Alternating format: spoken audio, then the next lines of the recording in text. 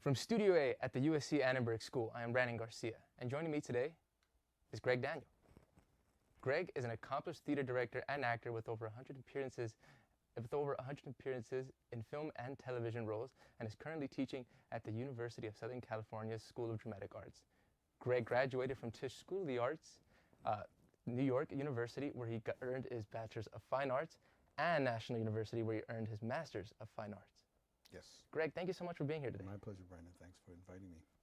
Gregg, so after you graduated from New York University, you did about 15 years of regional theater. Right, I did. When did that interest in directing come along? Probably with every production I ever did. I was always interested in seeing what the director was coming up with, what were they formulating, what was their process as opposed to the actor's process. I mean, the actor just worries about one thing, the performance. Director has to be concerned with light sets, costumes, projections. Something about that really appealed to me. So probably started right away. And then as I got on, there were a lot of very kind, generous, and patient directors who would answer the kind of questions I would have for them. And finally, I decided to make the leap into directing. Yeah, and so through that experience with directing, how did that play a factor into your motivation to teach? Actually, directing makes me a better actor, and actor makes me a better director. I always found that. And then I was invited here to come to School of Dramatic Arts to direct a play for the BA program, I believe, at the time. And I got asked a few more times, and finally I was asked to teach a class. It just felt natural to extend my knowledge. By that time, I'd been in the business 30, 35 years at that point. So I did have some knowledge. I did have some practical on-the-ground experience I could share with would-be actors. So it felt great to extend my knowledge and share. So, breaking into the entertainment industry is definitely not easy. No. But you, like as we mentioned, you went through the educational route. Yes, right. What were some doubts or challenges you faced, not only in your college, but also in just your career in general? Well, you're always looking to get better. You're always looking to say, do I have what it takes, until you get booked that job, until you have that job. But I guess I'm just tenacious. I'm just stubborn and tenacious. Yes, there are times I have profound doubts, but there's also times I said, you'll be fine. You'll be fine. And after a period of years, you know that it's just a matter of time before you book that next job or get that next gig. So belief in myself, and also having people around me that are supportive and who have been there with me throughout the entire journey, that helps a lot as well. So it seems like your doubts or your challenges became the motivation for you to just want to continue and push forward, correct? Sure, if you love it enough. I mean, there's nothing guaranteed. As you're very young now, but you'll find out there's nothing guaranteed in life. So if that's what your passion is, that's what you want to do, go after it. And don't worry about whether you will just achieve it. Just go after it with everything you've got, every fiber of your being, everything in your DNA. And it'll come around, but you just have to go after it. God forbid, 15, 20, 25 years later, you went, God, I wish I should have tried that. I had so doubt I didn't to try that. That's a terrible place to be. So you try it. Yeah, and we had spoke not too long ago, and you said something to me that really stood out, which was risk is being emotionally available. What did you mean by that? Well, aside from being physically available, possibly, an actor uses their emotions, obviously, to portray a character, and that's risky.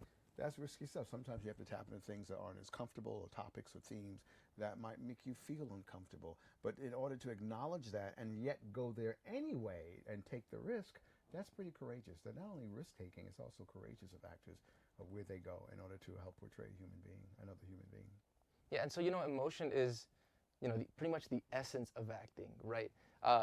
How important is it for actors to take care of themselves emotionally? It's so you won't have a career. If you don't take care of yourself emotionally, you'll be a wreck after your first or second play, film, whatever it is. If you want a long career, and thank God mine has been like maybe 40 years now, maybe 45 years now, it's because I can detox, or I can keep myself stable. I have a healthy emotional life and family life and other kind of life. It's the only way. It's the only way to have a long career.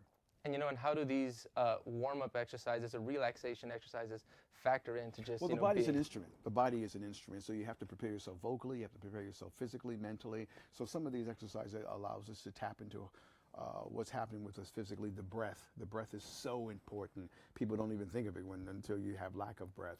So tapping into where your breath is and where you want it to be. All these exercises are to become more available as an actor. Vital.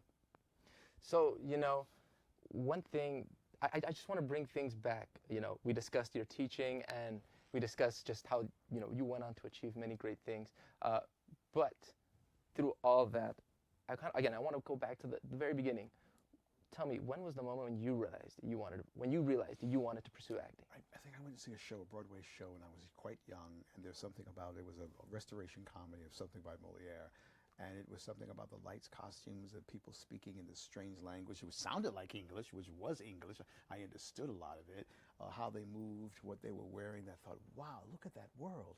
That's a world I want to be a part of. I want to do that. I want to be able to do that. And then on top of that, I get to tell a story. Oh my goodness. And so it was the best thing. It's like the roof had come off the place when I decided, yeah, that's exactly what I want to do. You know, Gregg, thank you so much for being here with me today. Is there anything else you'd like to say or end off before I let you go? Just tell aspiring actors, learn the craft, learn what you're doing so you can have a long and varied and versatile career. Learn the craft. You wouldn't think of going on stage as a musician or as a dancer unless you know the craft, you know the components of it. Learn how to act. Again, thank you so much, Gregg. That really means a lot to me, you know, you being here and just, you know, again, discussing one and out. You've been really good. It's been a pleasure. Thank you. Thank you. Gregg is currently directing a play called Radio Golf at A Noise Within Theater. Tickets can be found at anoisewithin.org. From Studio A at the USC Annenberg School, I'm Brandon Garcia.